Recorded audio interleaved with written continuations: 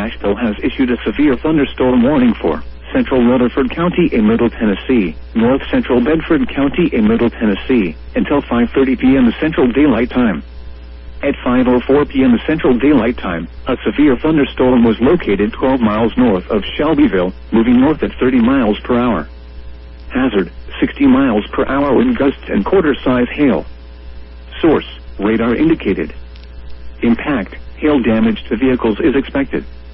Expect wind damage to roofs, siding, and trees. Locations impacted include Murfreesboro, Smyrna, Walter Hill, Christiana, Fosterville, and Rockvale. This includes the following highways: Interstate 24 between mile markers 70 and 85. Interstate 840 between mile markers 46 and 58. A tornado watch remains in effect until 10 p.m. Central Daylight Time for Middle Tennessee. For your protection, move to an interior room on the lowest floor of a building.